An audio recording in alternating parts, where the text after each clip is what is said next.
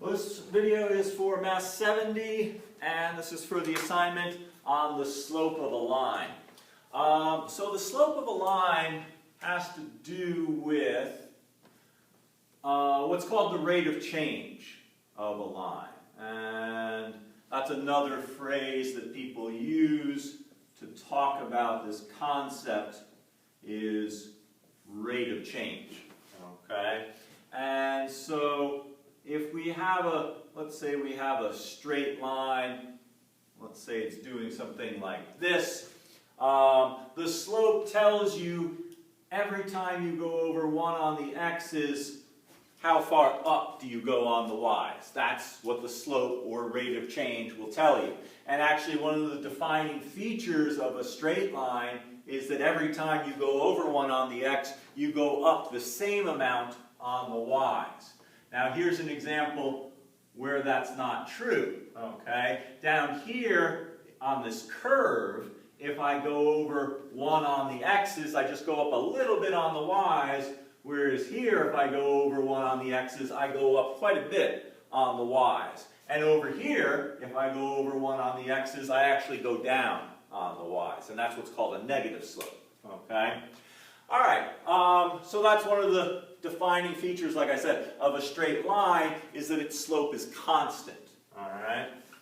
So, let's talk about how to calculate the slope. Oh, one of the things about a rate of change, a common application of this that you'll often see in physics. Sorry, I'm trying to label these. Is that if you calculate, if you have hours on the x-axis and miles on the y-axis, if you calculate the slope, it'll come out in miles per hour. And so speed is a rate of change. If that, that might be helpful in thinking about what does it mean? What is a rate of change? Okay. So let's talk about the formula to calculate a slope or rate of change.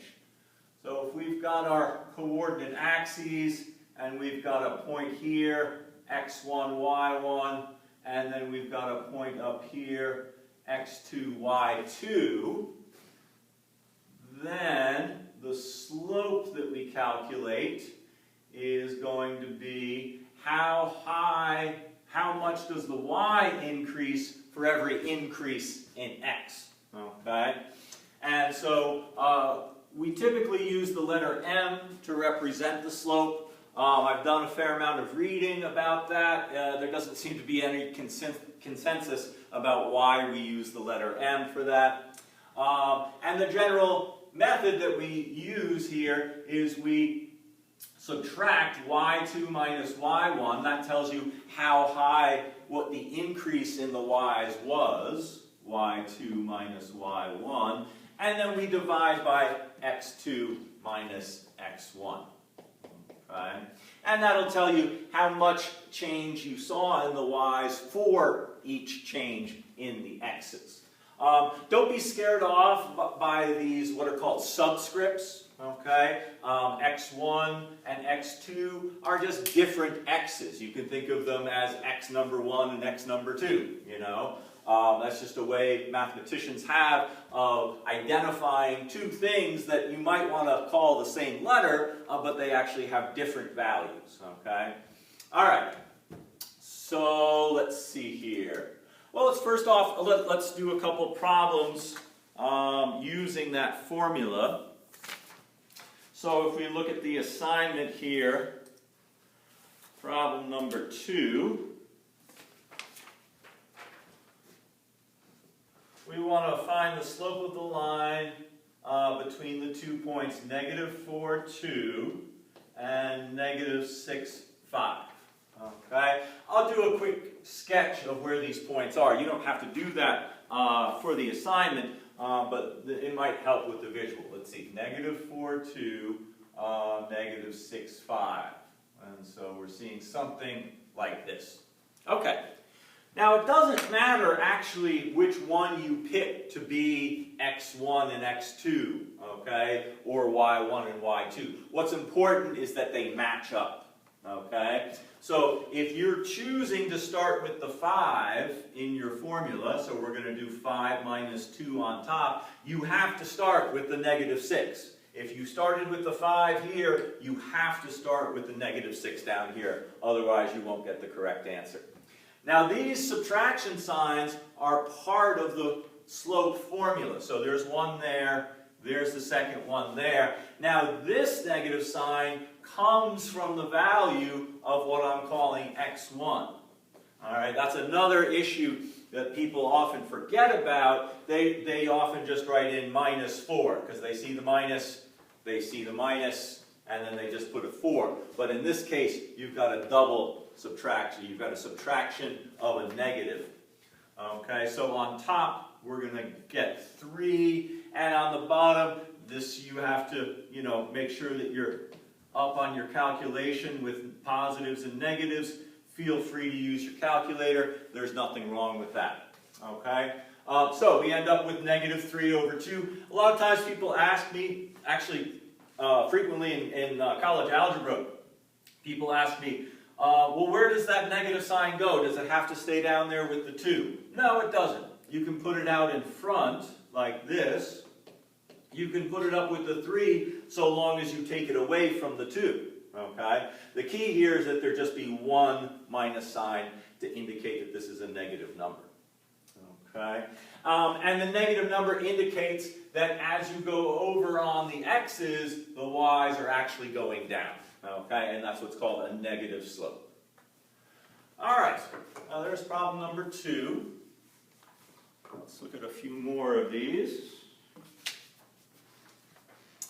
Problem 4, we've got the points 0, 7, and 2, 3, and I'll draw a little sketch over here. Looks something like that, right? Here's 0, 7 up here, here's 2, 3 right there. So this answer, we should get a negative slope again, right? The negative slope is this. Looks like this. A positive slope, we'll see when we do an example like that, is going to be pointing that way. When you go over on the x's, you go up on the y's. All right, so here, I'll start with the 7 on top. Our slope is going to be 7 minus 3 on top. Now, I have to pick the 0. Once I've chosen the 7, I have to use the 0 minus 2. So that's going to be 4 on top, negative 2 on the bottom, and then we want to reduce this to lowest terms. And so that ends up being negative 2. And again, notice that it's a negative slope because it's slanted downwards there. Okay. Problem 6. Got negative 4, 3, and 4, 9. All right, let's see here. I guess I'll start with the 3 for this one. Again, notice that it's the y's that go on top, the x's that go on the bottom, and the y's are always second in the points, the ordered pairs. So I'll do 3 minus 9 on top, and then down here, negative 4 minus 4, right? If I start with the 3, I have to start with the negative 4. This subtraction sign comes from the formula, and I'm just subtracting that 4 right there. Okay, so on top we get negative 6, on the bottom we get negative 8. Those cancel out, and our slope turns out to be positive 3/4. Now I didn't graph this one, I didn't do a little sketch of the graph. Let's see, negative 4, positive 3, and then positive 4, positive 9, and there's that positive slope. You can see it goes up to the right, whereas this one goes up to the left and down to the right. Let's see. Oh, and what if I switched them? What if I wanted to start with the 9 minus 3 on top? Then I'd have to start with this 4 on the bottom, then the subtraction sign, and then the negative 4, right? This minus sign comes from the formula. This minus sign comes from the value of x. And so here I'll get positive 6 over positive 8, positive 3/4. Okay, so it doesn't matter which one you start with, you'll get the same answer, but it's really important that if you start with the 3 on top, you have to start with the -4 on the bottom, and vice versa. Okay. Let's see what else we've got. Problem number 8, 6, 3, and 2, 0.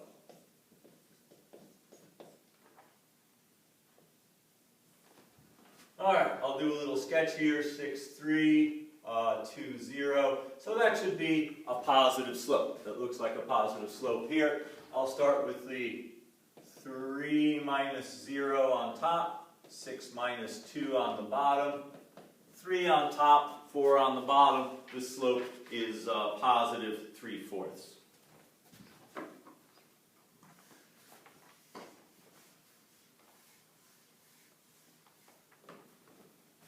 Alright, problem 10. Now there's a lot of negative numbers in these points. Let's see here. -8, -7, -6, -4. It looks like we're going to get a negative slope here. Oh, I went up. Look at what I did. I did -8, then I went up to +7. Same thing here. That's completely wrong. If there was a class here, you probably would have pointed that out to me. Let's see. -8, -7. There we go. -6, -4. There's our line. That's what it looks like.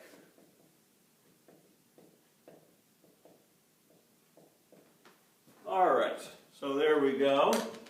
All right. So the y's, I'll start with the -7 on top and then subtract -4. Again, this minus sign comes from the formula. This minus sign comes from the 4, the value of y.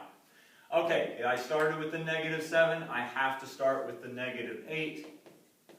And again, I'm going to get that double negative scenario here. So this is going to be -7 plus 4 over -8 plus 6. So that's what? -3 on the top, -2 on the bottom. Our slope is 3/2. If you like decimals, you can call this 1.5.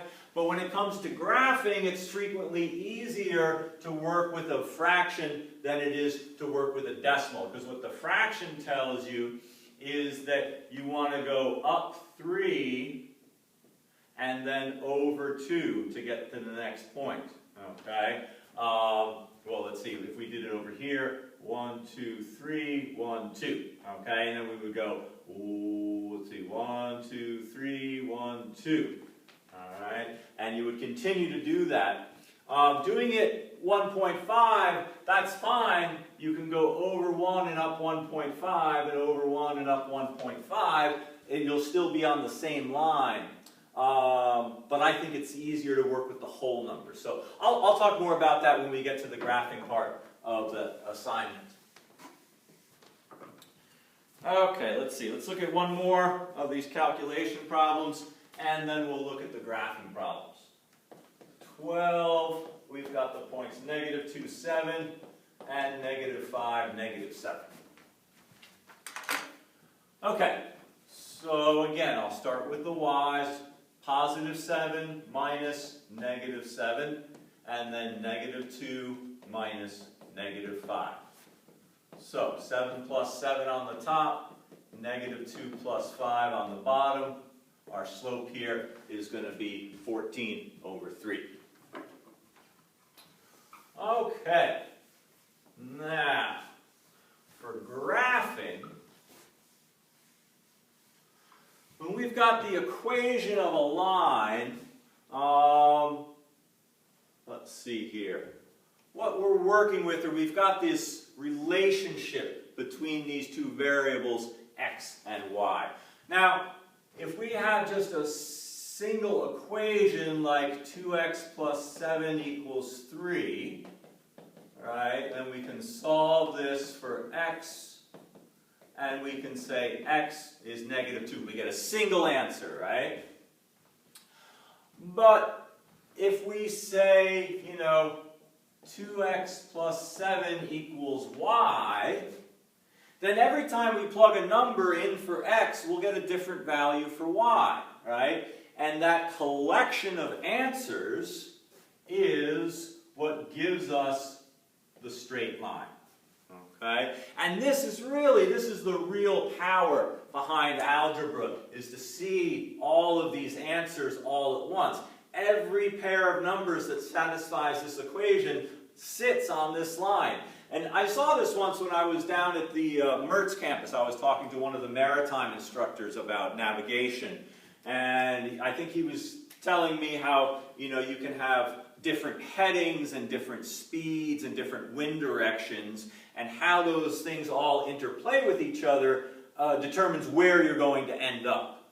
And he showed me an example of that produced this line, and every point on the line was a different end destination depending on a different heading and a different wind direction or wind speed. Which I found really interesting, and I see this constantly in other applications as well. Okay, you have a scenario where things can be changing, but how they change, right, is based on this equation right here. All right, and the slope is an important part of that because it defines the rate of change. Okay, now if you look at this equation right here, I'll write it the other way around. Y equals 2x plus 7. This is what's called the slope-intercept form of the equation. Slope-intercept. Okay? So we talked a little bit about intercepts in that last assignment before the midterm. The intercept, at least the y-intercept, is where the line crosses the y-axis, and that's the point where x equals 0. So if you put in 0 for x here, then you just get y equals 7. So this is the y-intercept right here. Okay? And that's frequently referred to as the letter b. Now this 2 right here is the slope. This is the slope of the line. And so we use the letter m to represent that.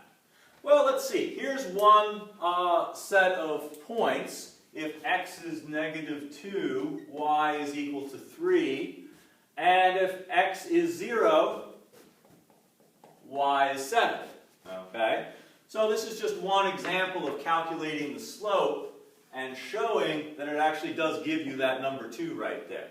So let's see. If we did the change in y's, 7 minus 3, over the change in x's, 0 minus -2, that gives you 4 on top, +2 on the bottom, and there's our slope, m.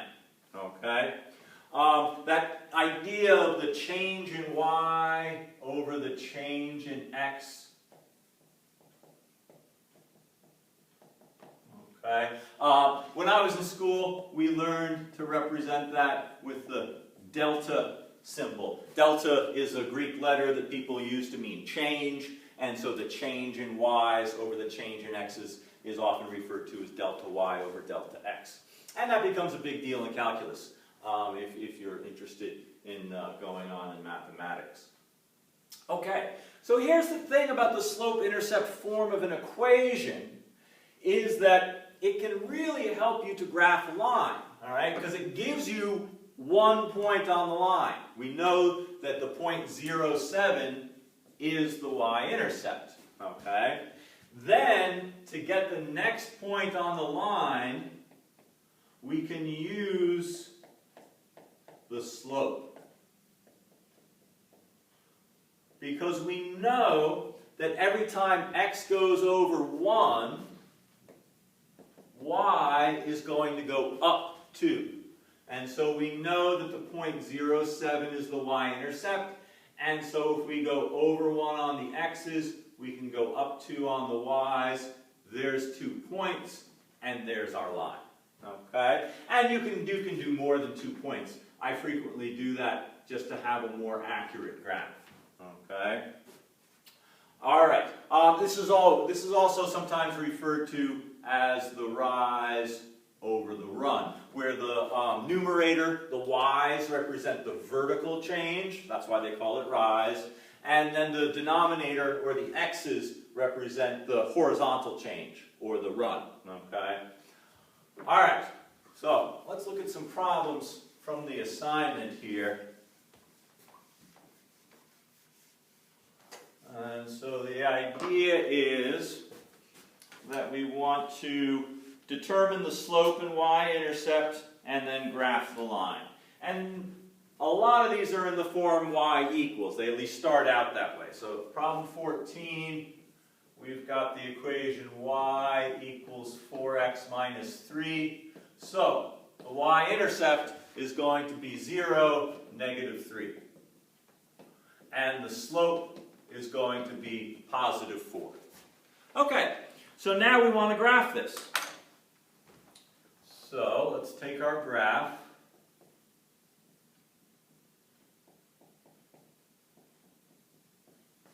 Start at 0, negative 3. Start at the y-intercept. And this says go up 4, 1, 2, 3, 4, and then over 1. And then we'll go up another 4, 1, 2, 3, 4, and then go over another 1.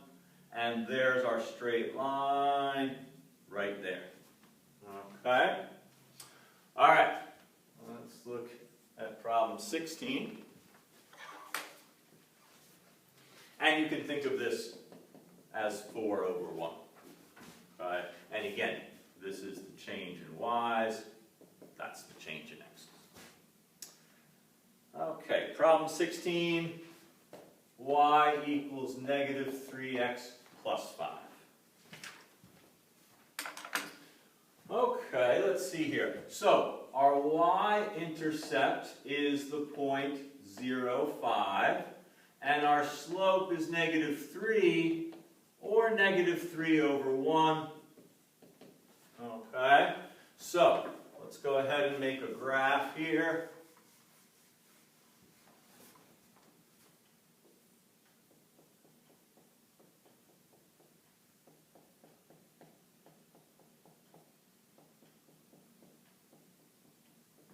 All right, let's see. 0, 5 is right here.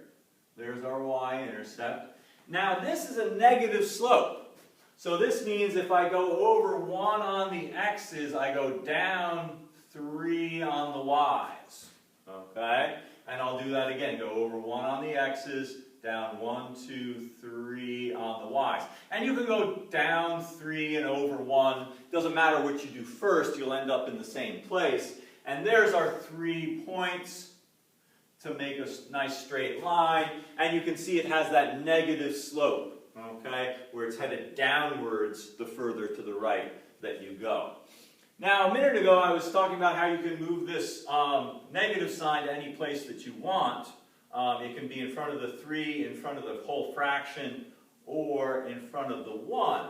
Okay? So this says go down 3 into the right 1. This one says you can go up 3, 1, 2, 3, if you go to the left 1 as well. Okay? And so that works either way. All right, let's see here. Let's look at another one. Let's look at problem 18. Here we've got a fractional slope, 1/2 x minus 4.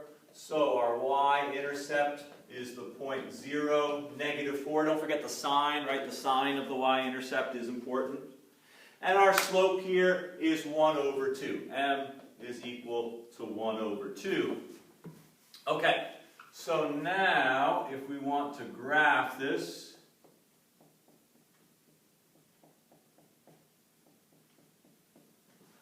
let's see, so our y-intercept is 0, negative 4. This is a positive slope, so we're going to go up and to the right. We go up 1 over 2, up 1 over 2, and there's a pretty good graph for that line. Okay? Okay, let's see what else we've got here. Let's look at problem 22. Here we've got y is negative 4/3 x plus 7. And so our y-intercept here is going to be the point 0, positive 7. and our slope is negative 4/3. Okay?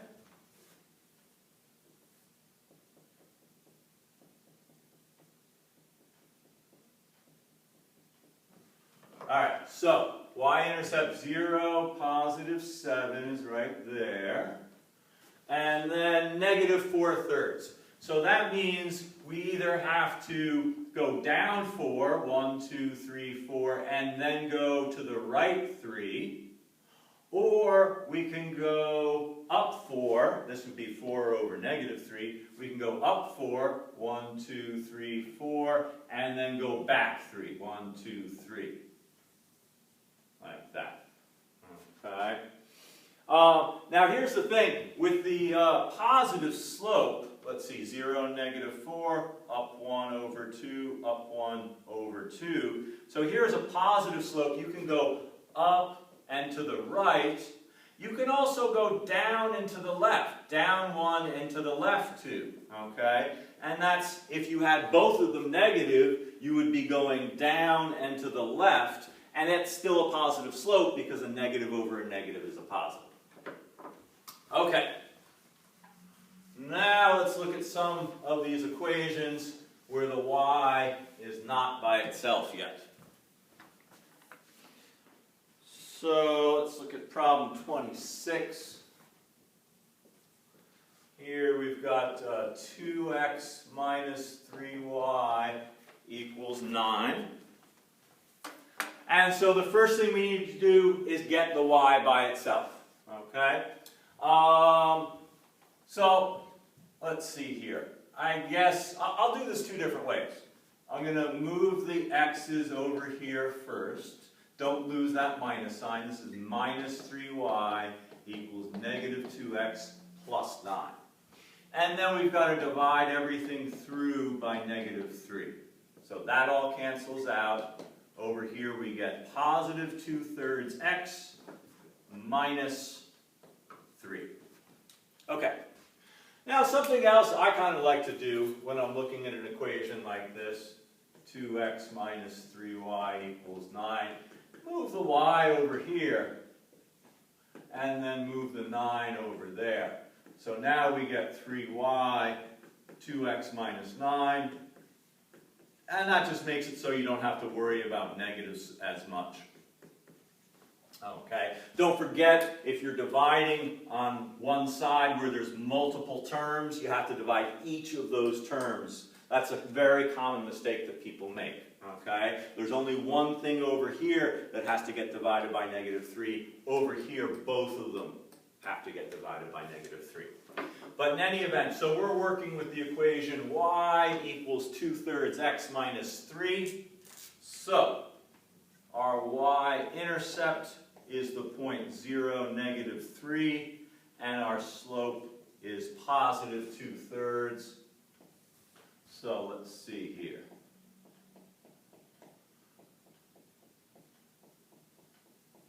Okay, so y-intercept 0, negative 3, and then we have to go up 2 and over 3, and then up 2 and over 3, and there's a nice straight line for us.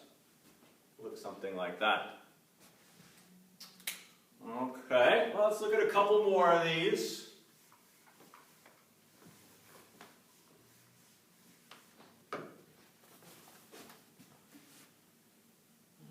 Okay, let's look at problem 28.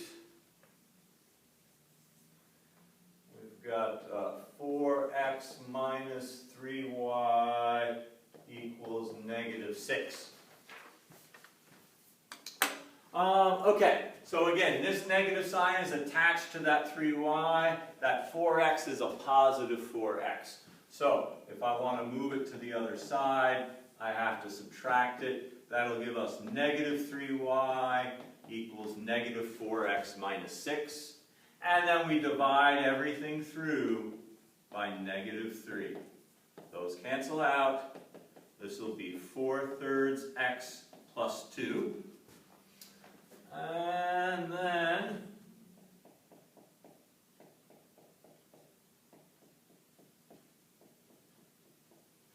let's see here. Oh, right, so first of all, our y-intercept is the point 0, positive 2, and our slope is 4/3. So there's our point 0, 2, and then the slope is 4/3. 1, 2, 3, 4, 1, 2, 3, and then we can go up, let's see here.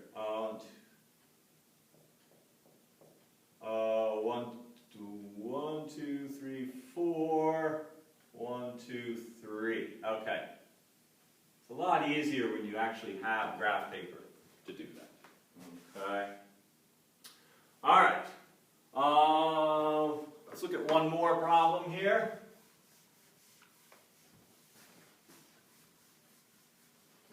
Let's look at problem 32. We've got 7x plus 2y equals 16. So I'll move the x over here. 2y is negative 7x plus 16. Divide everything through by 2. Negative 7 over 2x plus 8. All right. Let's make a good graph here.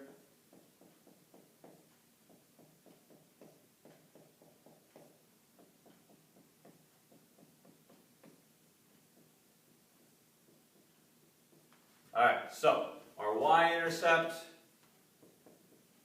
is going to be the point 0, positive 8, and our slope, negative 7 over 2. So 0, positive 8 comes in right here. Now, the negative 7 over 2 says that if I want to go to the right 2 places, I have to go down 7 places. And then I can go to the right 2 places and go down 7 places. And there's a nice straight line with a negative slope. Okay, so that's it for this assignment. We've got a couple more things to do with graphing straight lines, and I will get those videos made and the assignments posted. As always, if you have any questions, please let me know. Thanks.